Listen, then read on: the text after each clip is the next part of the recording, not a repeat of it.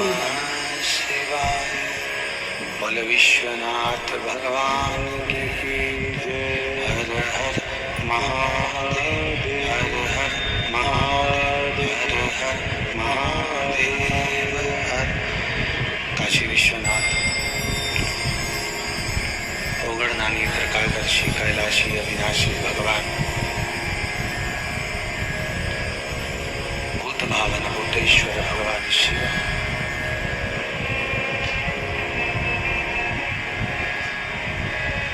जिनकी पुनित पावन शिव महापुराण की कथा श्रवण करने का सौभाग्य शिव महापुराण की कथा जो हम सुनने के लिए विराजमान हुए हैं, श्रवण करने के लिए जो अपने अपने घरों पर आस्था चैनल के माध्यम से जो सुन रहे हैं या मोबाइल के माध्यम से हम श्रवण कर रहे हैं, वो जीवन का एक सुख देने वाली शिव महापुराण की कथा है। देखिए, पहले भी कहा कि मानव का शरीर मिल जाए, मानव की देह मिल जाए महाराज, और उस मानव की देह को प्राप्त तो कर लिया हमने पा भी लिया, पर उस मानव की देह को पाने के बाद हम भगवान की शरणागति की ओर चले जाएं, भगवान के चरणों की ओर पहुंच जाएं, इससे बढ़कर कोई सुख नहीं,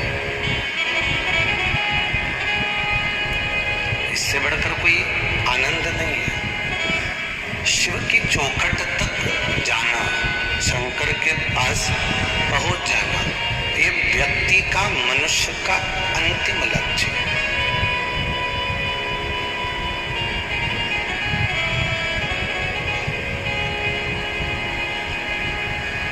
जन्म लेने के बाद में वापिस मृत्यु की ओर पहुंच जाना, प्राण छूट जाना, फिर जन्म ले लेना, फिर मर जाना, फिर जन्म लेना, फिर मर जाना, फिर जन्म ले लेना, फिर मर जाना, ये क्रम तो चलता ही रहता है। पर जन्म और मरण के प्रपंच से जो छूट जाए, जन्म और मृत्यु के प्रपंच से जो बाहर निकल जाए, वो जीवन का सर्वाधिक सुख ही वही है।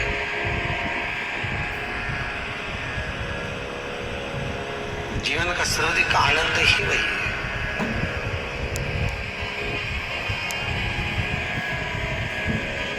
गुरु शिव महापुराण की कथा अपन श्रवण कर रहे हैं।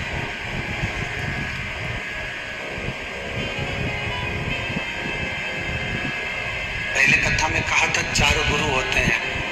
बचपन में माता, जवानी में पिता, अधेड़ी में शिक्षक और बुढ़ापे में सतगुरु होता है। ये 4 अवस्था के 4 गुरुओं का व्याख्यान वर्णन किया गया है। ये 4 अवस्था को संवारने वाले होते हैं। इससे प्रथम की कथा में भी आपको कहा था, बचपन केवल एक माँ संवार सकती है, जवानी एक पिता संवार सकता है, अधेड़ी एक शिक्षक संवार सकता है, पर जो अंतिम बिंदु है बुढ़ापा, उस बुढ़ापे को केवल एक सतगुरु ही संवार सकता है, उसके सिवाय कोई दूसरा नहीं। इसलिए शिव स्मरण में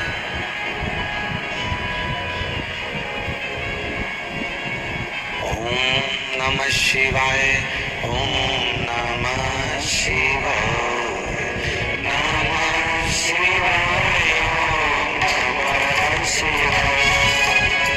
नमः शिवाय, नमः शिवाय, नमः शिवाय, नमः शिवाय, नमः शिवाय,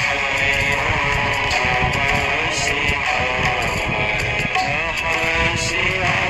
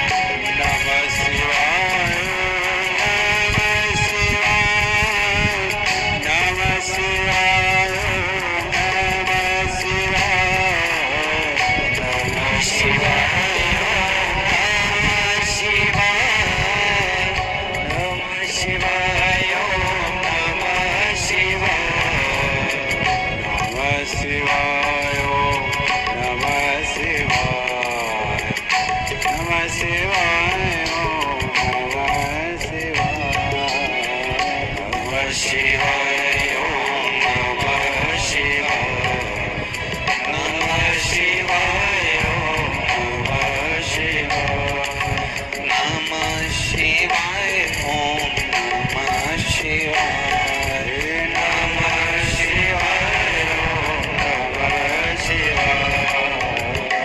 शिव की शरणागति का जो सुख है,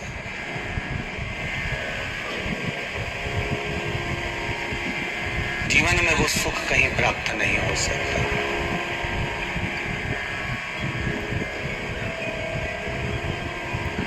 अब संसार के सारे साधन, संसार के सारे सुख आप एक ओर रख दीजिए और बाबा भूताधिपति भूतेश्वर भगवान शंकर की चरणारविंद की रज एक ओर रख दीजिए। श्रीमद् भागवत कथा का एक बहुत सुंदर संवाद आपको ध्यान में होगा कि देवऋषि नारद ब्रह्मा जी के पास में जाकर कहते हैं, पिताजी, ब्रह्मदेव के पास में जाकर निवेदन करते हैं, पिताजी मेरे मन का एक संशय है, क्या भागवत इतनी रसवान है कि पापी जीव को तार देती है? ब्रह्मा जी ने कहा, तुम इसको पलड़े में तोलना चाहता हूं, जब तक मैं उसको तोलूंगा नहीं तब तक हो सकता है कि मेरे मन में विश्वास ना आए। एक बात आपसे भी कही, पहले भी कही, आज फिर कहते हैं, शिव महापुराण में आपका मन लगे तो आप कथा का रसास्वादन करो, शंकर के चरणों में आपकी चित्त वृत्ति लगे तो आप शंकर का अनुमोदन करो। पर यदि शिव अनुमोदन में, शंकर के भजन में, शंकर की भक्ति में, शंकर के चरणारविंद में आपका चित्त नहीं लगता हो, आपका मन नहीं लगता हो, तो निवेदन है शिव की निंदा ना करें।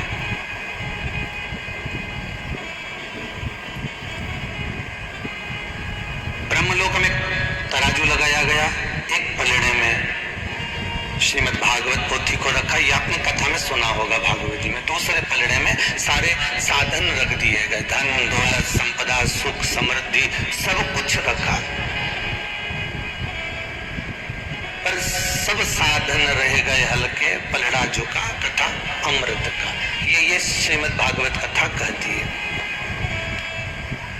उसी तरह दुनिया का सारा साधन, दुनिया का सारा सुख, दुनिया का सारा वैभव, दुनिया की सारी प्रतिष्ठा, दुनिया का सारा जितना वैभव है सबको एक ओर रख दीजिए। दुनिया के सारे वैभव को आप एक ओर, एक पलड़े में रख दीजिए और दूसरे पलड़े में केवल भगवान शंकर के चरणारविंद की रज रख दीजिए।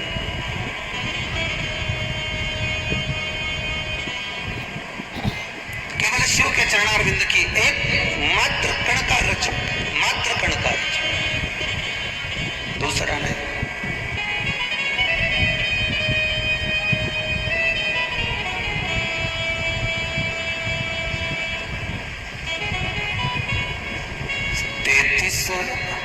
कौटी देवता शंकर भगवान के चरणारविंद की मात्र रज पाने के लिए कितने समय तक जलाधारी के सम्मुख में से जहां से पानी निकलता है, आपको पहले भी कथा में बताया कि शिवलिंग और शिवलिंग की जो गोल जलाधारी है और जलाधारी में से जो पानी बहकर बाहर जा रहा है। हिंदू धर्म में हमारे यहाँ पर जो भगवान का जल बहकर जाता है उस स्थान को लांगा नहीं जाता, इसलिए शंकर जी की परिक्रमा आदि होती है, इधर से गए वापिस आ गए। पर जहां से पानी बहकर जा रहा है उसको लांघकर हम इधर नहीं जाएंगे, उसको लांघकर हम इधर पहुंचना नहीं है।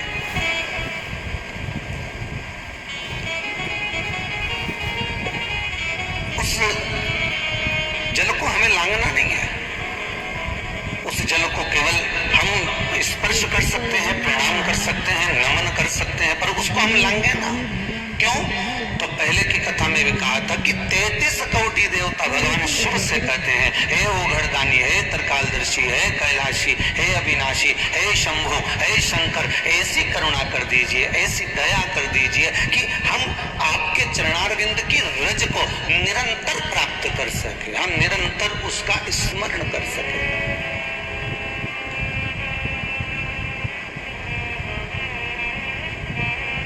हमें वो रज निरंतर प्राप्त हो जाए, हमें वो रज प्रतिदिन प्राप्त हो जाए।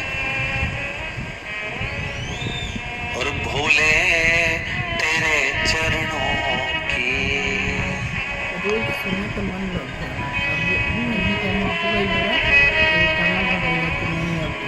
कर धूल ही मिल जाए,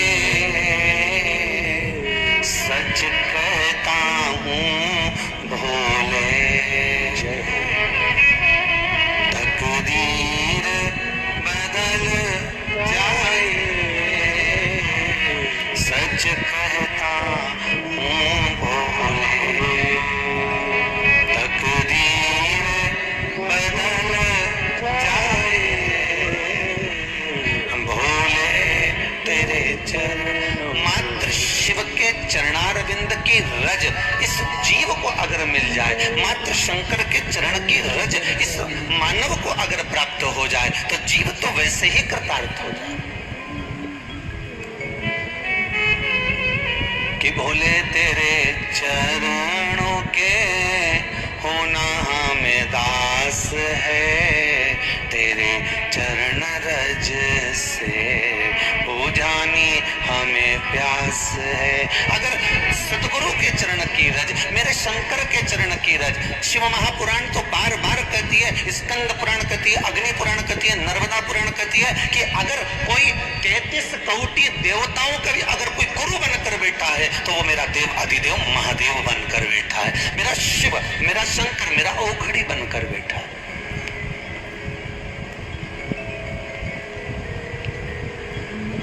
केवल उसके चरणारविंद की रज अगर हमको मिल गई, केवल उसके चरणों का भाग हमको मिल गया, तो जीवन तो वैसे सार्थक हो गया।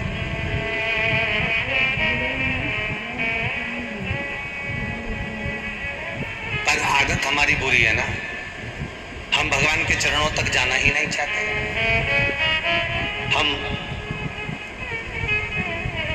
भगवान के चरणारविंद तक पहुंचना ही नहीं चाहते, क्योंकि वृत्ति में हमारे गलत भरा हुआ, सोच में हमारे गलत भरा हुआ, बुद्धि चित्त में हमारे गलत भरा हुआ। जैसे एक सहज भाषा में समझो, एक पत्नी अपनी पड़ोसन से बोली, मैं मेरे पति से बहुत परेशान हो गई।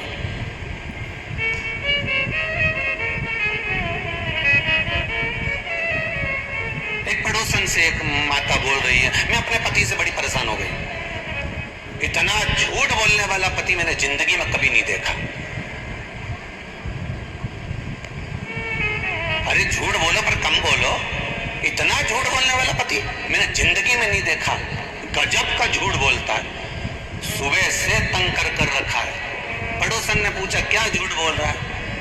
सुबह से कह रहा है मेरे 5,000 रुपए किसी ने निकाल लिए, 5,000 रुपए मेरे किसी ने निकाल लिए, 5,000 रुपए मैंने किसी ने मेरा निकाल लिए। इतना झूठ बोले जिसका वर्णन नहीं। गजब का पति मिला। तो तू कैसे कह सकती है कि 5,000 रुपए वो बोल रहा है किसी ने निकाल लिया? अरे मैं खुद बाथरूम में ले जाके गिन के आई, 4,000 ही थे।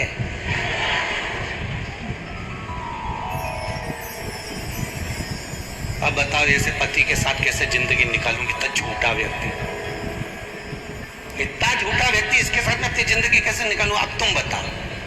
अब पड़ोसन माथा ठोक रही, बता चोटी तो ये बैठी, चोरी इसने करी है। और बताओ बेचारा बोल रहा है कि 5,000 रुपए हैं, 5,000 रुपए हैं, और ये बोल रही 4,000। तो तूने चुराया का है को 5 और 4 के चक्कर में। हम भी ऐसे ही हैं, हमारी हमारी वृत्ति भी ऐसी है, हमारा मन भी ऐसा ही, हमारी चित्त वृत्ति भी ऐसी है। हम मन में सोचते हैं कि हम भगवान का भजन करेंगे, हम मन में विचार कर कर जाते हैं हम शंकर का अनुमोदन करेंगे, हम मन में विचार कर कर जाते हैं हम शिव का स्मरण करेंगे। पर हम भी वहां पहुंचते पहुंचते हम रिझाने के लिए पहुंचे थे, पर हम जैसे मंदिर की चौखट पर चढ़े, हम जैसे मंदिर के दरवाजे पर चढ़े कि हमारी बुद्धि में मांगने का भाव प्रकट हो गया। आज मैं भगवान से ये मांग कर जाऊंगी, आज मैं भगवान से ये लेकर जाऊंगी, आज मैं भगवान से ऐसा कुछ मांग लूंगी मेरा बच्चा 10वीं में पास हो जाए, आज मैं ऐसा कर कर जाऊंगी, आज मैं ऐसा कर कर। भगवान से कुछ मांगना नहीं है। तुम दरवाजे पर अगर पहुंचे हो, भगवान ने अगर तुमको वहां तक बुला लिया है, मेरे परमात्मा ने अगर अपनी चौखट तक तुमको बुला लिया है, अपनी कथा तक तुमको बुला लिया है, या आप आस्था चैनल के माध्यम से कथा सुन रहे हो, मोबाइल के माध्यम से सुन रहे हो, अगर परमात्मा ने आपकी चित्तवृत्ति को, आपके मन को अपनी कथा में, अपने चरणों में अगर लगा लिया है, तो समझ लेना कि भगवान तुम्हारे दुख को काटना प्रारंभ कर दिया है, भगवान तुम्हारे दुख को मिटाना प्रारंभ कर दिया है, भगवान तुम्हारे दुख को समाप्त करना प्रारंभ कर दिया। अगर तुम भगवान की भक्ति में डूब गए हो तो फिर दुख धीरे धीरे समाप्ति की ओर आ जाएगा।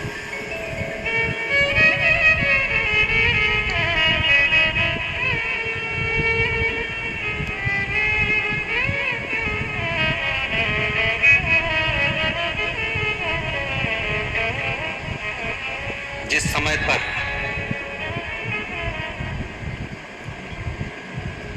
द्वारका में भगवान कृष्ण विराजमान थे,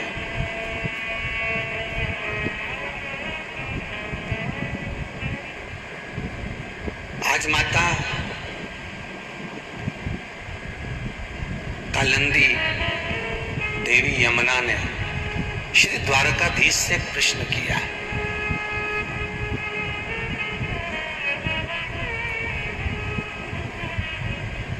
द्वारकानाथ आज आप बड़े मौन हो, आप बड़े आज आपके भीतर मुझे ऐसा लगता है कि कुछ हलचल मची हुई है, आज आप बड़े मौन से दिख रहे हो। द्वारकानाथ, आपके मौन का कारण क्या है?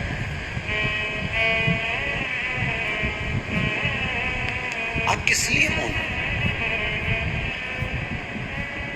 द्वारकाधीश ने कहा,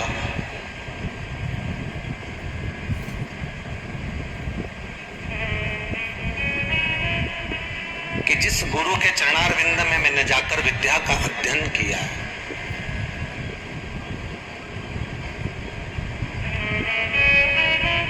जिस गुरु के चरणारविंद में बैठकर मैंने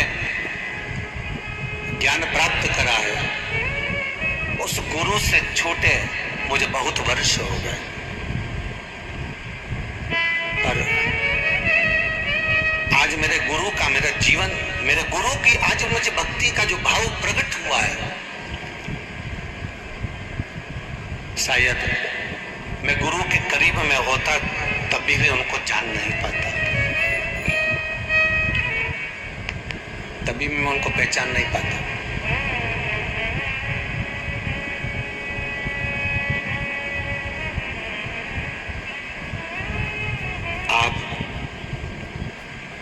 एक प्रसंग बड़ा सुंदर आप लोगों ने श्रवण किया होगा कि सांदीपनी ऋषि के आश्रम में भगवान कृष्ण ने विद्या का अध्ययन किया,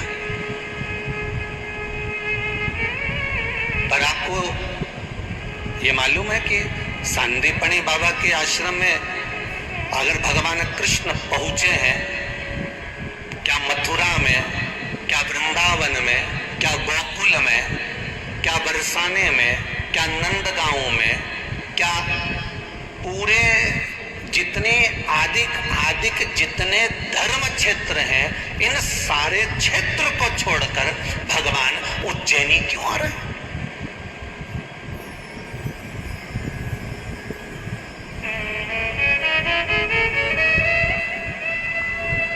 अच्छा सत्य बात बताना भाई, जितने लोग भी आप कथा श्रवण कर रहे हैं आस्था चैनल पर या मोबाइल पर, उनसे दिल की बात पूछना चाहता हूँ। अच्छे से बोलना कि पहले के समय में लोग अगर अध्ययन के लिए जाते थे तो कहाँ जाते थे? काशी जाते थे कि नहीं जाते थे?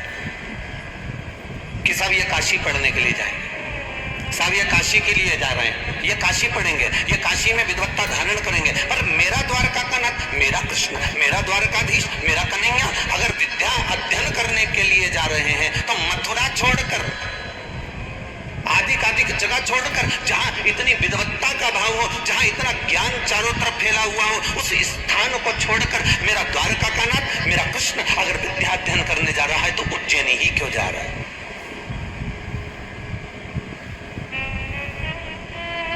मेरा द्वारका का नाथ, मेरा कृष्ण उज्जैनी क्यों पहुंच रहा है?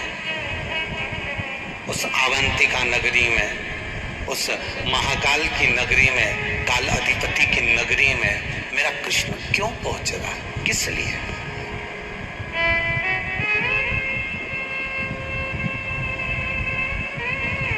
ये कोई सांदीपनी ऋषि कोई साधारण ऋषि नहीं है। 2-3 तरह का सोना होता है।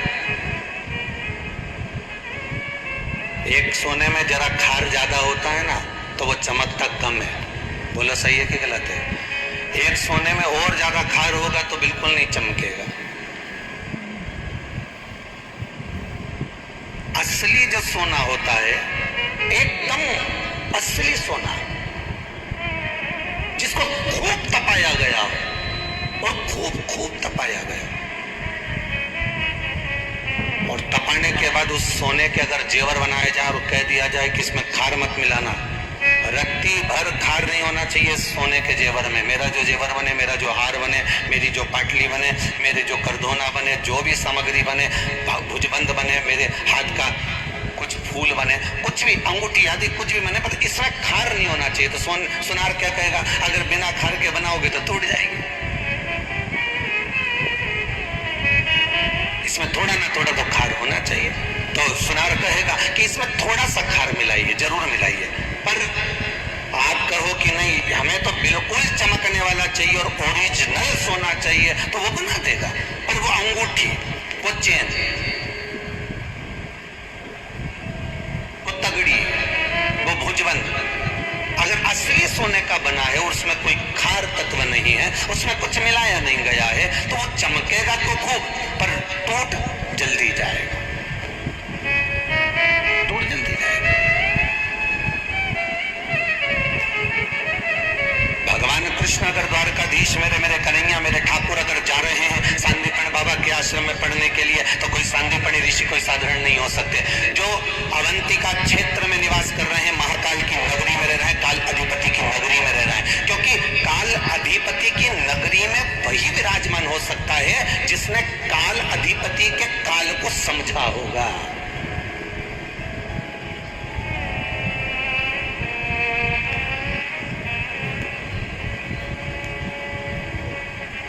कालंदी जी ने पूछ लिया,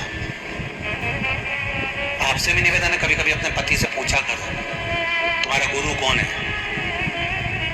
आप में से कितनी पत्नियां हैं, जितने लोग भी कथा सुन रहे हैं, कभी कभी तो पूछ लिया करो तुम्हारा गुरु कौन है। और पूछने के बाद कहा करो, कभी कभी गुरु जी के पास जाते हो, बात करते हो फोन पर, कभी कभी उनसे चर्चा होती है, कभी उनसे मिलने का भाव उत्पन्न होता है, कभी कभी दिल में मन में ऐसी उमंगता उत्पन्न होती है कि मुझे गुरु के द्वार जाना है, मुझे गुरु के चौखट पर जाना है। साल भर में एक बार मुझे गुरु के दरवाजे पर जाकर मुंह झूठा कर आना है, क्योंकि मैं भले साल भर गुरु मेरे यहाँ भोजन करे, भले वर्ष भर गुरु मेरे यहाँ पर खाए, भले साल भर में गुरु जी को खूब भोजन कराऊं, खूब वस्त्र दूं, आभूषण दूं, रतन दूं, माणिक दूं, मोती दूं, धन दूं, दौलत दूं, संपदा दूं, पर साल में एक दिन ऐसा हो कि मैं गुरु के दरवाजे पर जब जाऊं और गुरु के घर की मैं झूठन खाकर, गुरु के घर की मैं टिक्कड़ खाकर, गुरु के घर का मैं 2 अन्न का दाना खाकर जब लौट कर आऊं, तो गुरु के दरवाजे पर भले तुम रोज मत पाओ, रोज का नियम बनाओ कि हम नहीं खाएं, पर साल में एक दिन ऐसा हो कि मुझे गुरु के घर का अन्न पाना है, मुझे गुरु के दरवाजे की उस झूठन को पाना है, मुझे गुरु के दरवाजे का भोजन ग्रहण करना है। क्यों? शास्त्र कहता है कि वर्ष में एक बार अगर हम गुरु के घर का झूठन भाग, थोड़ा सा अन्न भाग ग्रहण कर लेते हैं, तो शरीर में कोई बड़ा रोग कभी नहीं आता, प्रवेश नहीं कर पाता, क्योंकि गुरु शिव का अवतार होता है, गुरु शंकर का एक स्वरूप होता है।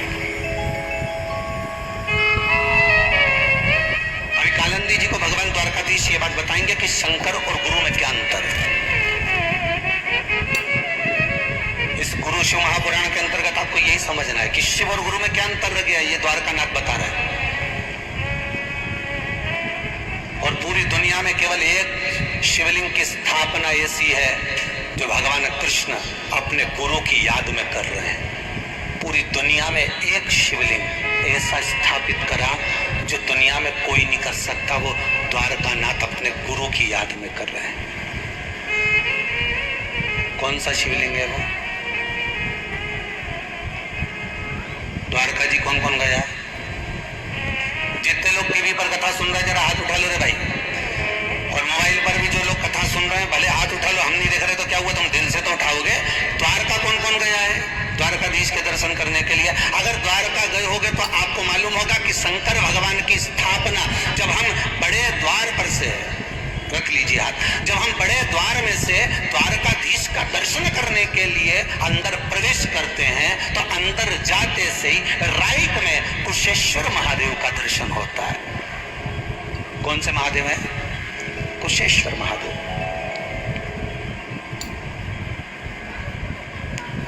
दुनिया में एक ही महादेव है जिसको गुरु की याद में पहले द्वारकानाथ ने अपनी द्वारका में स्थापित करा था। आपने दर्शन करे होंगे, बड़ा द्वार में से जब अंदर जाएंगे राइट में द्वारकाधीश में नीचे की ओर वो शंकर जी का मंदिर नीचे, उसमें कम से कम 15-20 सीढ़ी नीचे है पुराना मंदिर। और कई लोगों ने दर्शन भी करे होंगे आप लोगों में से। कुशेश्वर महादेव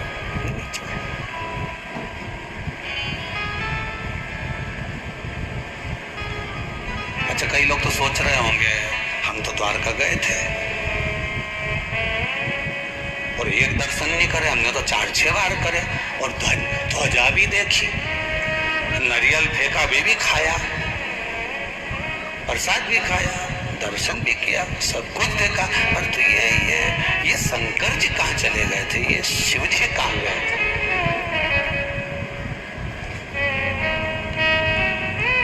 इसलिए कहते हैं तीर्थ करने जाओ ना तो थोड़ा सा अच्छे से जाओ, धीरे धीरे हो, आराम से सब दर्शन करना, मंदिर के एक एक स्वरूप का, एक एक सामने देव की मैया, आदिक मैया, जो भी राधा जी हैं, रुक्मणी जी हैं थोड़ी दूर पर, ये सब साथ में। अभी तो आपको मालूम नहीं होगा,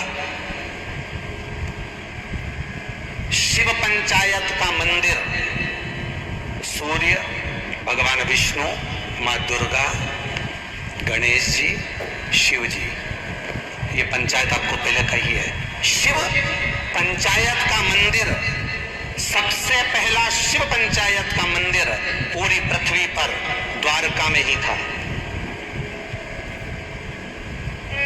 शिव पंचायत का मंदिर पूरी दुनिया में, पूरी पृथ्वी पर सबसे पहला शिव पंचायत का मंदिर द्वारकाधीश में था। द्वारकाधीश में, क्योंकि द्वारकानाथ स्वयं मेरे कृष्ण शिव पंचायत को स्थापित करे थे। दुर्गा जी को उन्होंने स्थापित करा, गणेश जी को उन्होंने स्थापित करा, स्वयं विष्णु स्वयं विराजमान थे, सूर्य नारायण भगवान स्वयं विराजमान थे। स्वयं आगे रहकर पूरी द्वारका में आप दर्शन करें। और द्वारका में जब शास्त्र कहता है कि द्वारकाधीश का दर्शन आप मंदिर में जब प्रवेश करें तो भले बाद में करें, पहले सबसे पहले शिव पंचायत का दर्शन कर जाए। इसलिए दरवाजे के पास ही शिव पंचायत।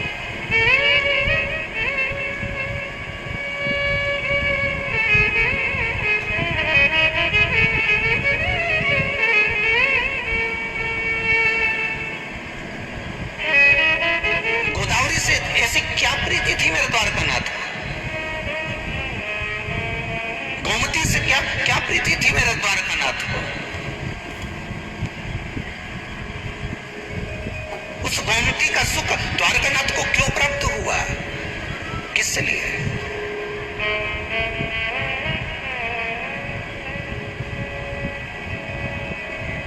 कानंदी जी कह रही हैं, आप गोमती और गोदावरी का स्मरण करने वाले, आप यहाँ पर विराजमान होकर नैनों से नीर बहा रहे हो, ये बात कौन सी है? जगत का पालनहार, जगत का परमपिता परमात्मा मेरा द्वारकानाथ, मेरा कृष्ण आज अगर आंखों से आंसू बहा भी रहा है तो किसी गुरु के लिए, और वो गुरु जिसको वो छोड़ कर आए,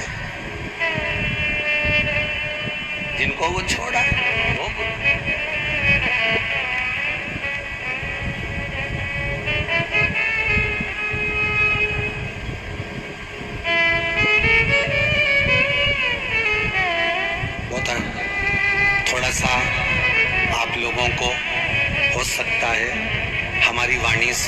गलत लगे, पर करबद्ध निवेदन रहेगा जिंदगी को थोड़ा सा सुधारने का प्रयास करना।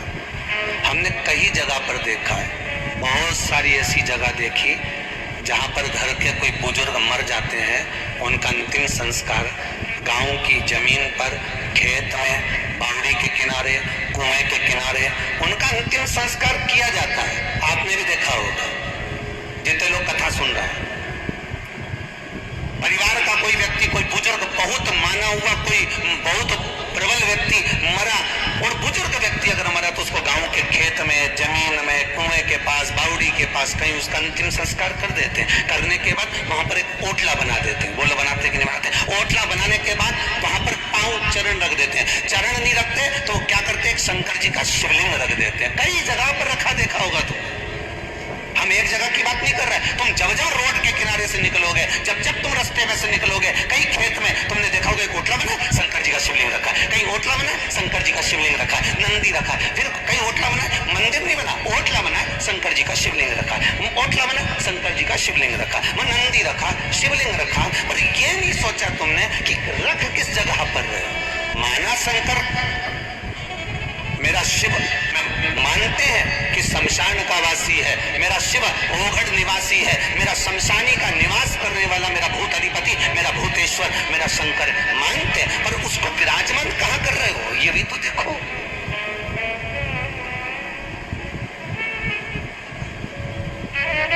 ये तन की भस्म को, ये शरीर की भस्म को शिव के धाम तक जाना था, पर आपने अपनी प्रतिष्ठा पाने के लिए शंकर को उस ओटले तक लेकर आ गए जहां तुम्हारे दादाजी का अंतिम संस्कार हुआ था, जहां तुम्हारे बुजुर्ग का अंतिम संस्कार हुआ था। तुम शिव को पकड़ कर लाए, तुम शिव के द्वार नहीं गए।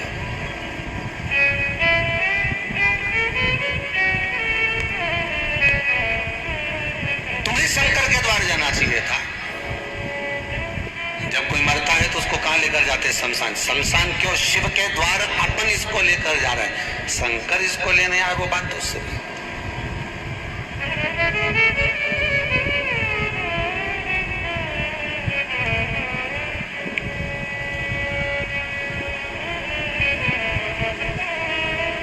शिव के द्वार महाराज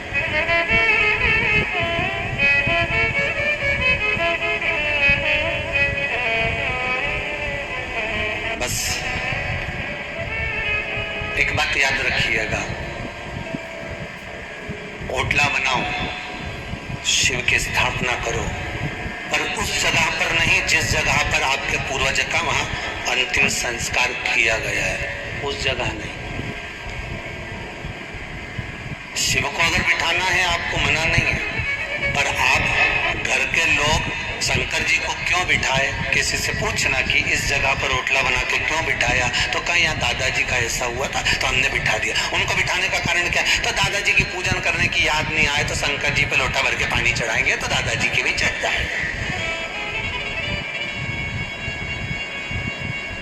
ये कहीं शास्त्र रीति नहीं कहती महाराज, शास्त्र रीति वर्णन नहीं करती।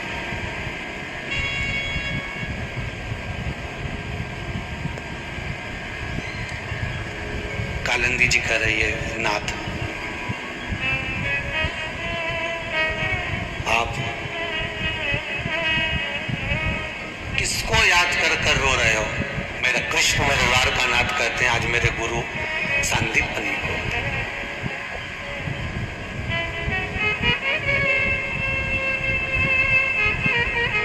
कालिंदी जी ने कहा मुझे एक प्रश्न करना है आपसे, आप उत्तर देंगे? क्यों नहीं, बोलो।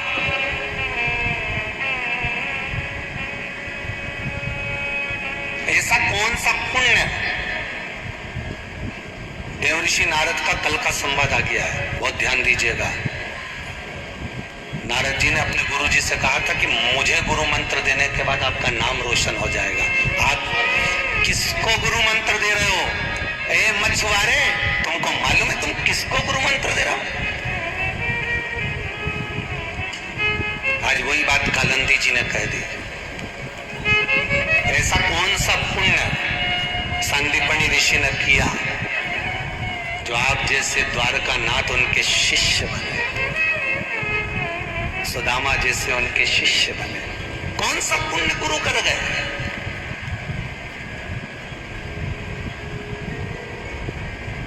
भगवान कृष्ण की आंख में जल भरा था और उन्होंने कालिंदी को बिठाया। वहां पर सत्यभामा जी आ गई, रुक्मणी जी दौड़ कर आ गई। रुक्मणी सत्यभामा जी ने भी देखा कि आज कालिंदी ने बड़ा विचित्र प्रश्न कर दिया कि गुरु ने कौन सा पुण्य करा था जो आप द्वारका नाथ कृष्ण स्वयं भगवान जिसके शिष्य बने? वो पुण्य कौन सा था?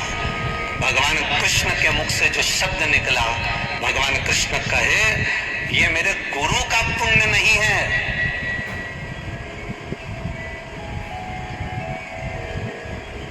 ये तो मेरे ऊपर मेरे गुरु की कृपा है।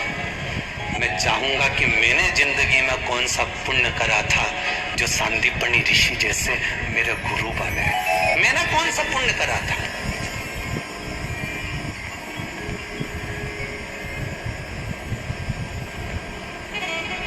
मैंने वो पुण्य कौन सा करा था?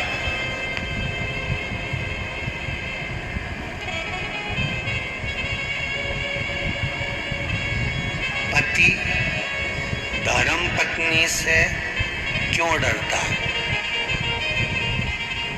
उसका एक कारण अच्छे से सुन लो। आज ही मौका मिला है सुनाने का तो सुन लो। पति धर्म पत्नी से क्यों डरता है? पति पत्नी के परिवार वालों को ज्यादा अच्छे से नहीं जानता क्योंकि कभी कभी मिलते हैं, पर पत्नी पति के परिवार वालों को, इसके दोस्तों को, इसके रिश्तेदारों को, इसके कुटुंब वालों को और इसकी आदतों को पत्नी को सब मालूम रहता है। इसलिए बात बात में कह दी थी, फालतू बात तो कर नहीं होती मेरे से।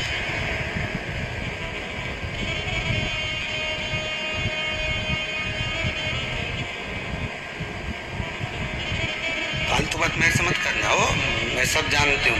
मेरे को तो बिल्कुल बताना ही मत थी। तुम क्या है बस यहाँ जब बात अड़ गई तो भगवान कृष्ण ने कहा कि रुक्मणी जामवंती ये सब बैठी हुई और कालिंदी तू पूछ रही है कि कौन सा पुण्य था, तो मैं कहता हूँ कि मेरा कोई पुण्य ऐसा होगा जिस पुण्य की प्रबलता में मुझे सांदीपनी ऋषि जैसे गुरु मिले। ये तो मेरा भाग्य होना चाहिए।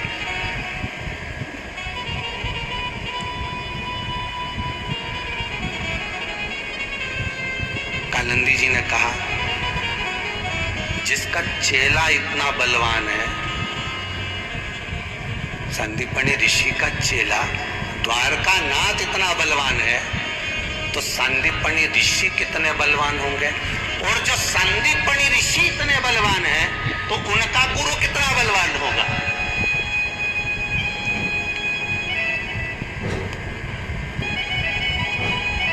उनका गुरु कितना बलवान होगा?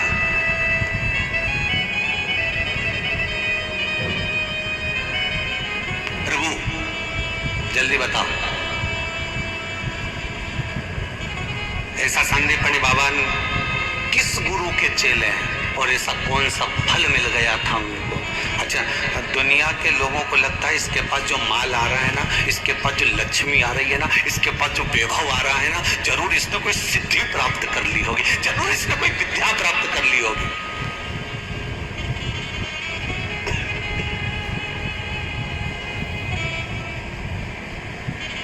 आपका व्यापार चलना चालू हो जाए, आपकी दुकान चलना चालू हो जाए, आपका वैभव प्रारंभ हो जाए, आपके चारों तरफ चर्चा चालू हो जाए, हर जगह पर आपका नाम लोगों के मुख पर अगर बार बार आ रहा है तो दुनिया के लोग कहेंगे इसने जरूर कोई सिद्धि कर ली होगी, इसने जरूर कोई विद्या कर ली होगी, इसने कोई तंत्र विद्या कर ली होगी, इसने कोई अनुष्ठान कर लिया होगा, इसने कुछ ऐसा कर लिया होगा जो इसको ये प्राप्त हो गया। पर दुनिया के लोगों को ये नहीं दिखता कि विद्या नहीं है ये तांत्रिक विद्या, अघोरी विद्या, ये तंत्र विद्या नहीं है, ये कोई सिद्धि नहीं है। उसको ये ज्ञात होना चाहिए कि एक सिद्धि इतनी प्रबल है कि शंकर रूपी जिसको गुरु मिल गया, जिंदगी में वो कभी हार नहीं सकता, ये पक्का है। जिसको एक गुरु प्राप्त हो जाए और गुरु रूपी मंत्र अगर मिल गया है, गुरु जैसा बल अगर मिल गया है, गुरु जैसी सिद्धि अगर प्राप्त हो गई है, गुरु जैसा तात्विक सुख अगर मिल गया है, तो फिर झुकना क्या, फिर डरना क्या?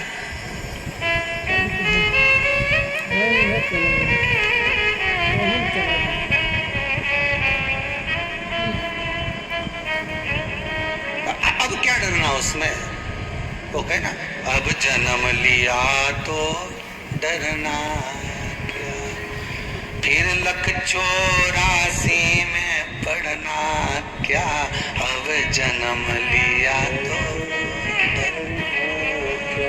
बार बार फिर जन्म फिर क्यों, किस लिए?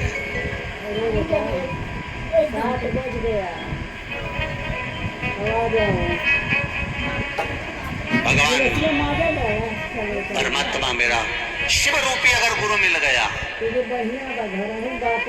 अगर गुरु मिला है तो वो किसी तंत्र विद्या से कम नहीं है, अगर गुरु मिला है तो किसी सिद्धि से कम नहीं है।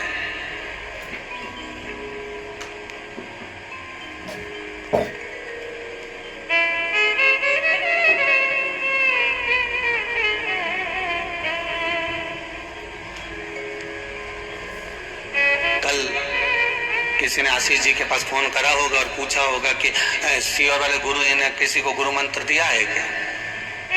तो आशीष ने हमको बताया कि सुबह किसी का फोन आया था, गुरुदेव पूछ रहे थे किसी को मंत्र दिया है क्या?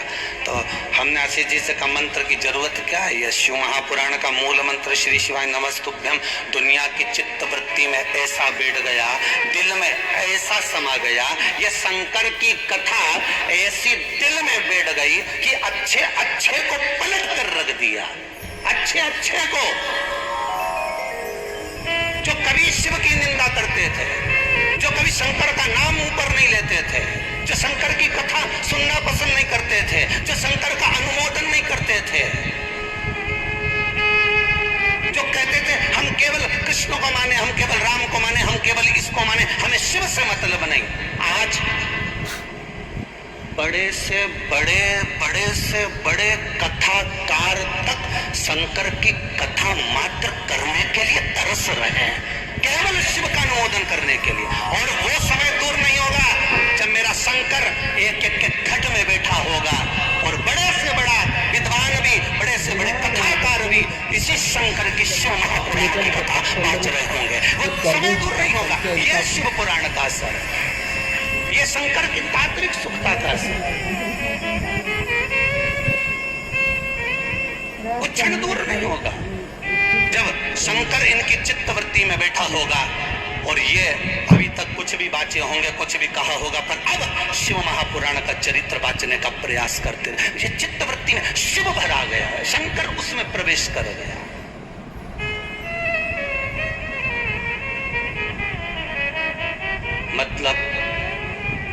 मतलब क्या, इनको गुरु मंत्र मिल गया, मतलब व्यक्ति जब पलटता है, जब शिव रूपी गुरु मंत्र उसको मिल गया। अब ये श्री शिवाय जम के बोलो नमस्तुभ्यम। आज कोई माता आई थी, कहाँ से महाराज, पटना से, घटना से कि पटना से आई थी, पटना, हाँ कहीं से भी आई होंगी। तो वो कर रही थी गुरुजी, उनको जब बच्चेदानी में कैंसर हो गया था, तो वो कैंसर बड़ा प्रबल हो गया था, तो बोल रही थी गुरुदेव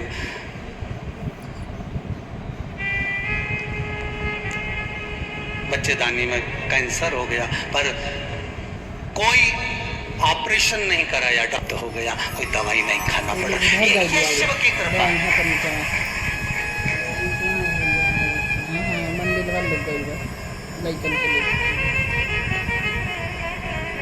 ये शिव का अनुमोदन है।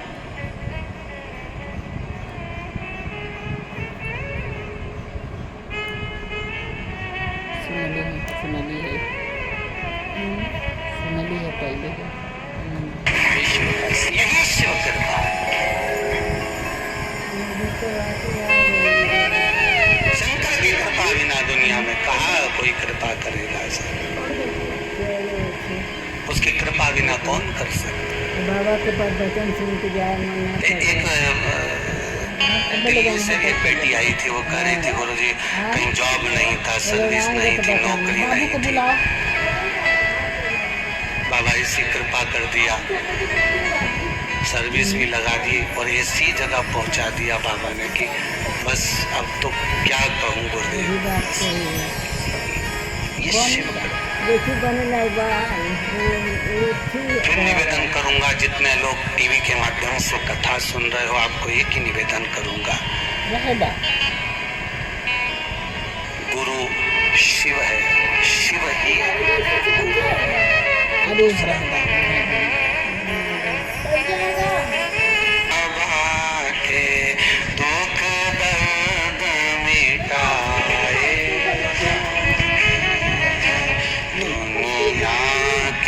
सताए लोग यहाँ सीने से लगाए। उसका चेला इतना प्रबल है तो उस गुरु कितना प्रबल होगा वो मुझे जानना है। आप बताएंगे नाथ? कभी कभी धर्मपत्नी के मन में ये प्रश्न आना चाहिए कि तुम्हारा गुरु कैसा है। आज गुरु की ही चर्चा कर ली करवाता और कितना करता है, स्मरण कितना करवाता है, कितना करता है, भक्ति में कितना ले जाकर छोड़ता है और खुद कितना ये शब्द है। हमें उसका वैभव नहीं देखना, हमें उसका धन दौलत संपदा सत्ता नहीं देखना। तब भगवान कृष्ण के नयनों से जल झलका और उन्होंने कहा, सुनो कालंदी, मेरे गुरु जी से एक बार मैंने पूछा था, गुरुदेव पूछना चाहूंगा आपका गुरु कितना प्रबल होगा जो आज मेरे जैसे शिष्य को आपने जो विद्या दी। काल अधिपति महाकाल की इस नगरी में, इस अवंतिका प्रदेश में आपने जो मुझे सुख प्रदान करा, वो सुख ऐसे ही नहीं मिल सकता गुरुदेव। जरूर आपको ये ज्ञान कहीं और अच्छी जगह से मिला होगा। तब संदीपनी ऋषि की आंख में जल थे, संदीपनी बाबा के अश्रु आंखों से बहने लगे। भगवान कृष्ण कहते हैं, कालंदी आज तूने मेरे गुरु से भी बड़े गुरु का संवाद सुना। मेरे गुरुदेव के गुरु वेद धर्म जी, क्या नाम? वेद धर्म, याद रखना, वेद धर्म। सुनो कालंदी,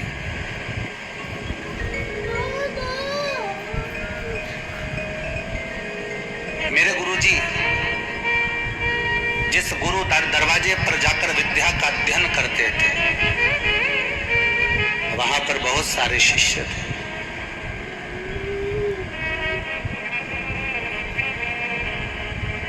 बहुत सारे शिष्य। फिर एक बार मेरे गुरुदेव के जो गुरु जी हैं, संदीपनी ऋषि के जो गुरु हैं विद्या, उन्होंने पूरी विद्या का अध्ययन कराने के बाद अपने चेलों से कहा, उस समय पर मेरे गुरुदेव का नाम संदीपनी नहीं था, उनका नाम था संदीपक।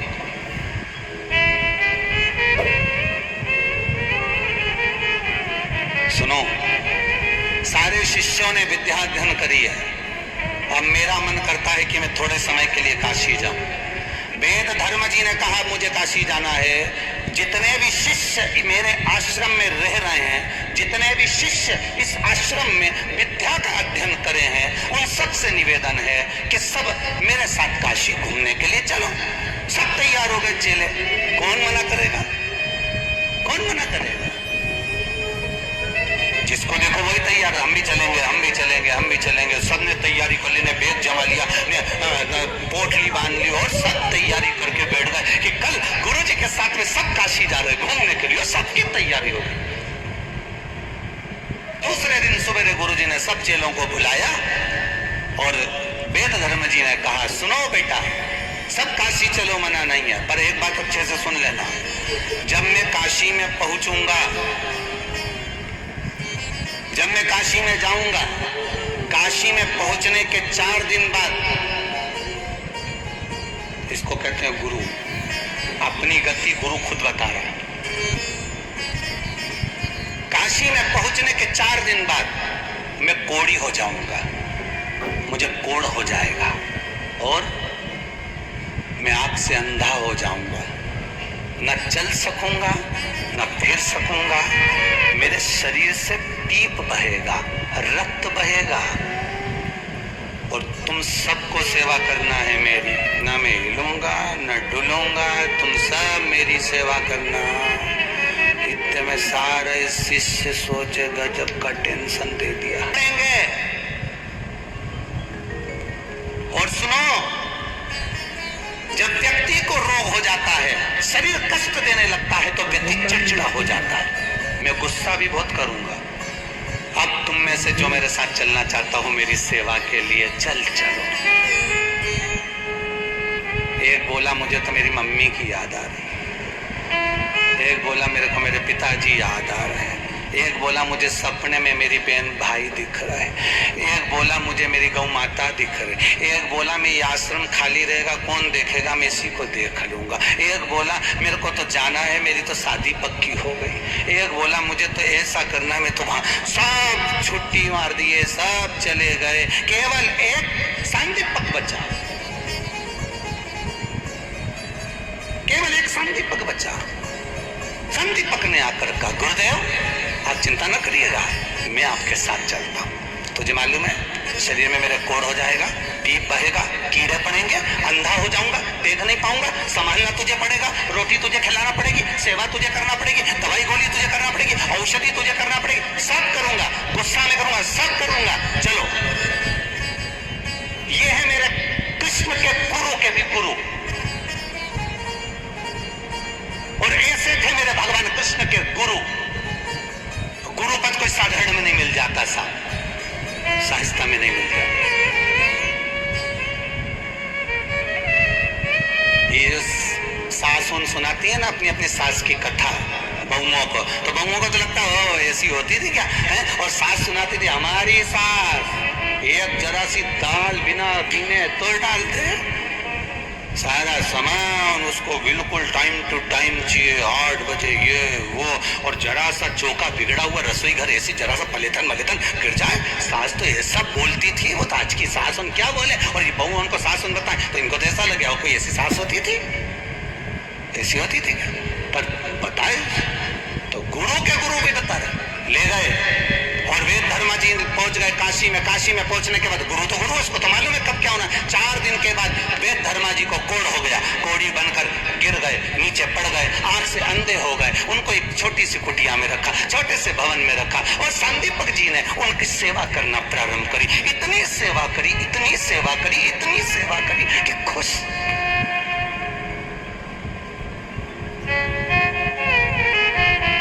एक दिन संदीपक ने कह दिया, गुरुदेव आपके शरीर में से कीड़े निकल रहे हैं, गुरुदेव आप मेरे साथ किसी वैद्य जी के यहाँ, किसी डॉक्टर के यहाँ, किसी औषधि वाले के यहाँ चलो ना।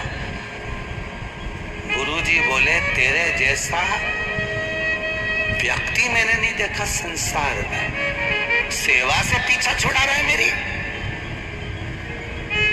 कीड़े मेरे शरीर से निकल रहे हैं, दुख मुझे रहा है, तकलीफ मुझे हो रही है, तो तू क्यों जाने का बोल रहा है? तू चाहता है कि मैं जल्दी से ठीक हो जाऊं और तू अपने घर चले जा।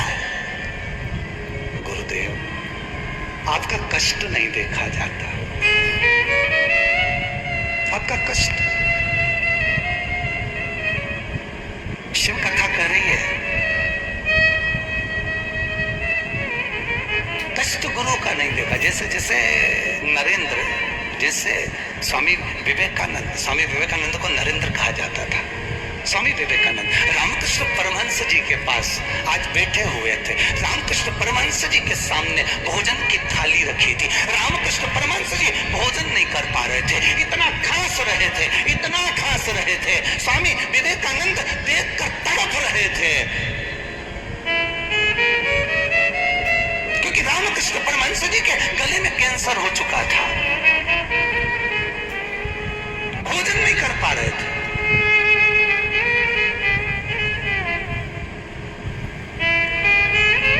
स्वामी विवेकानंद देख रहे हैं, आंख से आंसू स्वामी विवेकानंद के उस नरेंद्र के नेत्रों से आंसू बह रहा है, रो रहे हैं। स्वामी विवेकानंद जी रोते,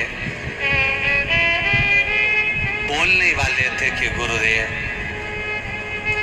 गला बेकार हो चुका है, गले में कैंसर हो चुका है, खाद्य चाहते हो कि वो कैसे खाओगे भोजन, खासते इतना। गुरुदेव कुछ बोलते स्वामी विवेकानंद, उससे पहले रामकृष्ण परमहंस जी ने नरेंद्र को बुलाया, स्वामी विवेकानंद को बुलाया। इधर आ नरेंद्र, इधर आ। जी गुरुदेव। घर ही लग जाएगा, लग बोल, जाएगा। क्या बात है? हमारे पिंक वाले का कितने बार पापा बनाए हैं। नरेंद्र क्या बात है? गुरुदेव आपकी दशा देखी नहीं जा रही। गुरुजी बोले कोई बात नहीं, पर मुझे आज बहुत दिन पुरानी बात याद आ गई जब तू छोटा था नरेंद्र। स्वामी विवेकानंद, नरेंद्र जब तू छोटा था मुझे तेरी वो बात याद आ गई, याद कर। तू घर से दौड़ कर मेरे पास आ जाता था, मेरे मंदिर में छोटा सा, और मैं तुझसे पूछता था कि अरे नरेंद्र खाना खा लिया, भोजन कर लिया? और तू मुंडी हिला देता था कि कर लिया। याद है नरेंद्र तेरे को? जी गुरुदेव। पर तू खाना खाकर नहीं आता था नरेंद्र, बहुत गरीब था तू। तेरी माता कहती थी ले भोजन कर नरेंद्र, और तू कहता था माँ मेरा तो पेट भरा, मैं मित्र के यहाँ भोजन कर कर आया। तो घर का भोजन छोड़ देता था, क्यों? जिससे तेरा छोटा भाई पेट भर कर भोजन कर सके, उसके लिए तू भोजन छोड़ कर आता था। तू भोजन छोड़ देता था कि तेरी माता भोजन कर ले नरेंद्र, और तू मेरे मंदिर में आ जाता था। मैं देखता था तेरी प्रसन्नता को। तो भूखा होने के बाद 2-2 दिन 4-4 दिन तक तू भोजन नहीं करता था, और तेरे चेहरे की प्रसन्नता क्या कहती थी? तब मैं तुझे अपने पास बिठाता था, अपने हाथ से रोटी तोड़ता था, तुझे खिलाता था। नरेंद्र तुझे याद है? हाँ गुरुदेव मुझे याद है गुरुदेव।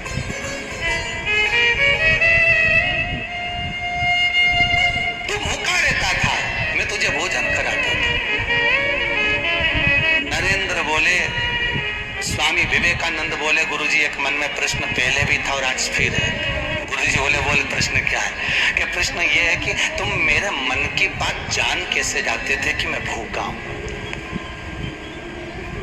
तो रामकृष्ण परमहंस जी ने बताया कि तू बता कि ये कैसे जानता हूँगा। तो रामकृष्ण परमहंस जी के सामने स्वामी विवेकानंद बोले कि आप अंतर्यामी हो, इसलिए मेरे दिल की बात जान जाते थे। तो रामकृष्ण परमहंस जी ने पूछा अंतर्यामी का मतलब क्या होता है, ये बता दे। तो क्या अंतर्यामी का मतलब ये होता है कि जो अंतर मन के अंदर बैठा हो और जिसको सब कुछ मालूम। रामकृष्ण परमहंस जी बोले स्वामी विवेकानंद से गुरु बस ऐसा ही होता है, जिस शिष्य को गुरु मंत्र देता है उसके दिल में कान के रास्ते से मंत्र देने के बहाने दिल में जाकर बैठ जाता है, और फिर उसके मन की दशा को जानता रहता है कि इसको दुख क्या है, इसको तकलीफ क्या है, इसको कष्ट क्या है, इसको क्या परेशानी है, वो जानता रहता है। गुरु होता है। अब गुरुदेव मेरे मन की बात यह है कि आप भोजन नहीं कर पाते हो, मेरे दुख इतना सा है कि आप कुछ खा नहीं पाते हो। तो इतने में रामकृष्ण परमहंस जी ने कहा स्वामी विवेकानंद, ए नरेंद्र सुन, जब मैं तेरे दिल में बैठा हूँ और मेरे कितने सारे शिष्य हैं, उनके मन में अगर मैं बैठा हूँ तो वो अगर भोजन करते होंगे उनको तृप्ति होती होगी, तो गुरु को भी तो तृप्ति होती होगी। इसलिए मुझे ये भोजन में मतलब नहीं पड़ता, मुझे तो मेरा शिष्य सुख का जीवन जिए, उससे मुझे सुख का भान होता है, उससे मुझे सुख की अनुभूति होती है। महाराज जो नहीं दे सका कोई आज तक, पूज्य गुरुदेव दे दिए आपने, जो नहीं दे सका आज तक, पूज्य गुरुदेव दे दिया आपने, जो नहीं दे सका कोई भी आज तक, पूज्य गुरुदेव कह दे दिया आपने।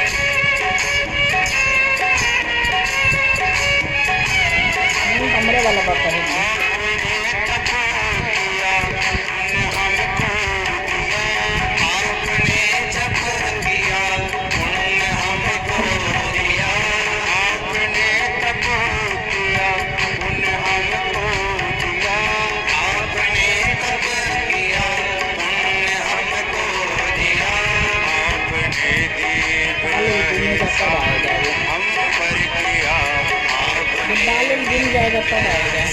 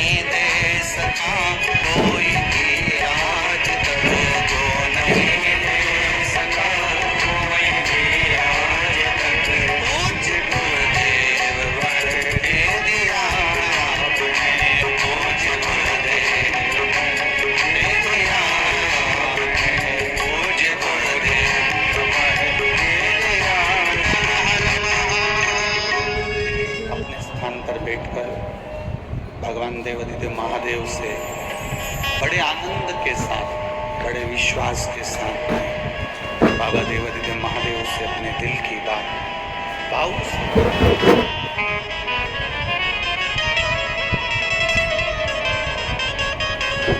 जहां जगह मिले वहां बैठकर बड़े प्रेम से बोलिए। और हम तो कार्यकर्ताओं से भी कहेंगे कि ये शिव पुराण बार बार आपको सुनने को नहीं मिलेगी, इसलिए प्रयास करो आप भी जब शिव महापुराण में बाबा से स्तुति करने का, प्रार्थना करने का, बाबा से निवेदन करने का मौका मिले, दिल से करो। जहाँ जगह मिले वहाँ बैठकर भाव से बोलो। जिन जिनको भाव से बोलना आता है सभी प्रेम से बोलेंगे। श्री शिवाय नमस्तु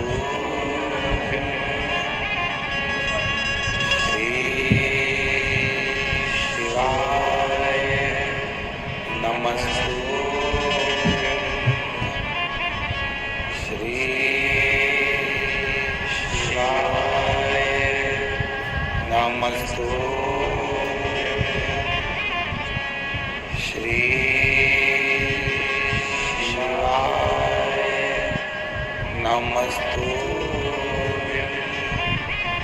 श्री शिवाय नमस्तु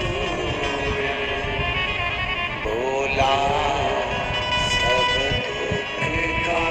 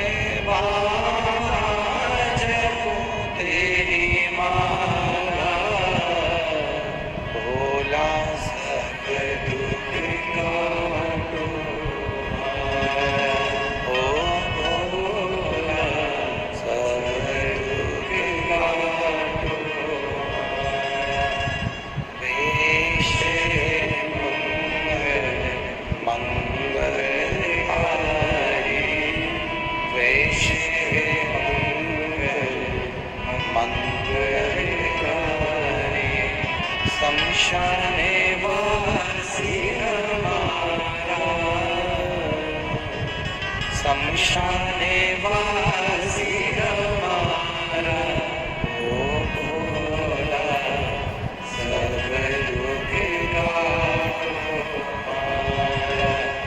ओ भोला सर्व दुख का। बड़ी कृपा है ये, बड़ी कृपा है। इस कृपा के आगे कोई कृपा नहीं हो सकती, इस दया के आगे कोई दया नहीं हो सकती महाराज, कोई दया नहीं। फिर क्या हुआ? कालंदी जी पूछ रही है, कालिंदी जी ने पूछा फिर आगे क्या हुआ? हुआ क्या? भगवान कृष्ण कहते हैं कालिंदी, जैसे ही संदीपक ने कहा कि गुरुदेव मैं डॉक्टर को दिखा दूं, वेद को दिखा दूं, औषधि दिलवा दूं, नहीं नहीं नहीं, मुझे कहीं नहीं जाना, मुझे कहीं नहीं जाना है महाराज, मैं कहीं नहीं जाऊंगा। तू मुझसे पीछा छुड़ाना चाहता है? मैं कहीं जाने वाला नहीं हूं। ओहो ठीक है, और गुरु की सेवा में लग गया। अब एक दिन गुरु जी के शरीर में से कीड़े निकल रहे थे, उस कीड़ों को निकालकर एक गिलास में पात्र में भरकर बाहर फेंक रहा था। इतनी सेवा कर रहा था, इतनी सेवा कर रहा था कि उसकी सेवा को देखकर जिस काशी में निवास कर रहे थे, जिस काशी में वो रह रहे थे, उसी काशी का अधिपति मेरा विश्वनाथ, मेरा शंभु, मेरा त्रिकालदर्शी, मेरा कैलाशी वहां पर आ गया और आकर वो शिष्य से बोला, वो संदीपक से बोले, सुन मैं तेरी सेवा से, तेरी भक्ति से बहुत प्रसन्न हूं, मांग तुझे क्या चाहिए? क्या दूं मैं तुझको, बोल क्या दिया जाए तेरे को, बोल दे। कुछ अगर आप कह रहे हो ना मेरे को कुछ नहीं चाहिए। शंकर जी बोले इतने दिन से तू अपने गुरु जी की सेवा कर रहा है रे संदीपक, वेद धर्म की तू इतने दिन से सेवा कर रहा है, उसके शरीर में रोग है, तू एक काम करना, कुछ नहीं मांगे तो यही मांग ले कि गुरु जी का शरीर अच्छा हो जाए।